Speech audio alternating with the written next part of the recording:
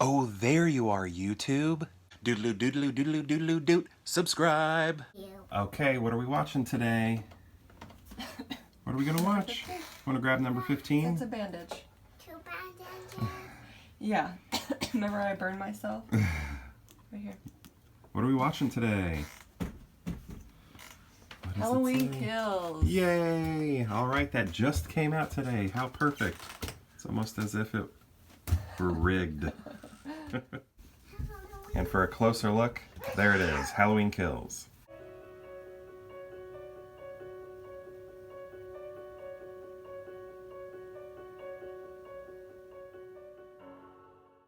I loved a lot about this movie.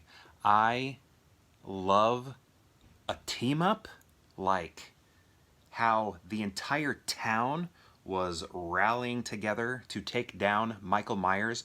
Sure, things kind of stumbled into, problematic area when, everybody just sort of acted like sheep, mob mentality sort of thing. But the idea, the intent initially was great and got me very hyped. I especially loved seeing like all the survivors from the original film, coming together. Like, okay, let's finally take him down. And then the town people, rallying up and wanting to join. It reminded me of Richard Ramirez, the Night Stalker, so that serial killer, when like the town just had enough. It's like, okay, the cops aren't gonna get this guy, so we're gonna do it. And then the townspeople just like took him down. It's like that's kind of the way this was. Everybody was like, okay, we're gonna get Michael Myers. But again, things kind of spun out of control a little bit because people weren't thinking. They were just like ready to kill.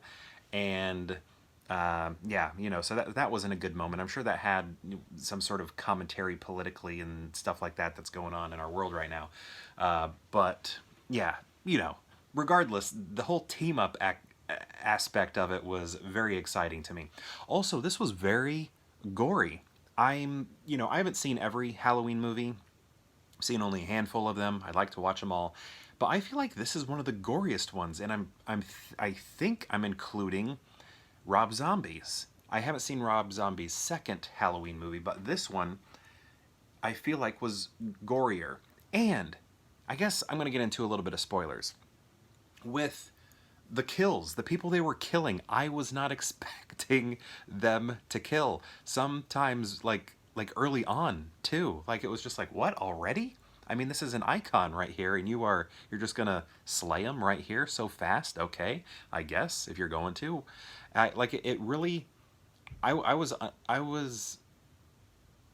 not expecting a lot of those deaths when it came to the cast. They really did trick me with that, especially with the whole team up aspect. I was like, okay, all these people, you're gonna live, you're gonna live, you're gonna live. That one's probably gonna go. I was thinking these other people are the red shirts. No, like main players, not main players, maybe main players. I don't know what you want to call them, but people that I thought the franchise would want to sort of lift up, bolster, and respect, and show respect through like making it to the end.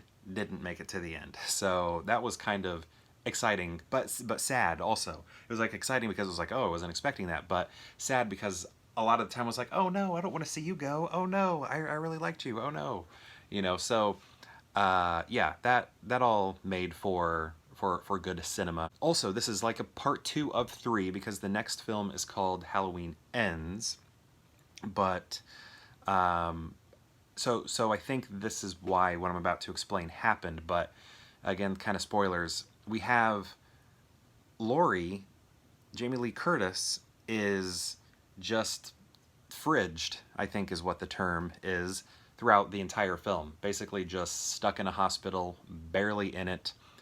But I think that is sort of to get us hyped for the third one where she's probably going to actually take him down. Along with Chick from Armageddon. Patton, what is his name? Shoot, I forgot his name. Let me look it up. Will Patton. It was on the tip of my tongue. I almost even said Will Patton, but I didn't, so I don't get credit for it. Will Patton. You might know him from the Mothman Prophecies, might know him from Minari, you might know him from, Armageddon. Yeah, that's probably what I know him best from. But his character also sort of fridged, and we sort of figure out why he feels like he needs to be the one to kill Jason. So you have Jason. Jason. Have I been saying Jason this entire time? I meant, oh my goodness, have I been doing that? If I have, you know who I mean. Mike Myers. Oh my goodness. I hope I wasn't saying Jason. And so he's feeling like I have to be the one to do this. Lori feels like she has to be the one to do this, but they're both like sitting in these hospital beds thinking this, and throughout the entire movie. So I'm thinking the third one, you know, they may like double team him or something like that. But they're barely in this movie, but Will Patton's character gets an entire backstory with some flashbacks. And a lot of times, this is a pet peeve of mine in movies when you have this entire story that's told, and then in a sequel, they're like, oh yeah, by the way, this was happening too. You just didn't know about it. And it's like, no, you're just trying to make another movie and include additional content. I hated it most in one of those Jurassic Park movies when they tried to make it out that Hammond had a partner, you know, and it's like, no, don't try and include this now. I think that was the most recent Jurassic Park movie, Jurassic World 2, or I don't even know. I've lost track. But yeah, the second one, the second Jurassic World. And this movie kind of does that with his character, gives him this entire backstory, and it actually didn't bother me so much. You know, I don't even know if it did. It was just kind of like, oh, this is a pet peeve of mine, but I think it kind of works, and I like Will Patton, so I'm going to give it a pass, because I just want to see him succeed. I want him to win an Oscar someday. He's just like, I think, a great, amazing character actor that nobody really, knows is kind of like oh, it's that guy, it's that guy. I mean, even I forgot his name today. It was on the tip of my tongue, though. I just didn't have the confidence to say it. But I'm always excited when I see him in a movie, and so giving him a backstory to sort of bolster him up for the third movie, I am totally pro that. But yeah, a lot of cool tips of the hat to the other films, the ones that are even no longer canon, which is cool. All that was fun. You have some people coming back from the original movie. You have people who are recast, though.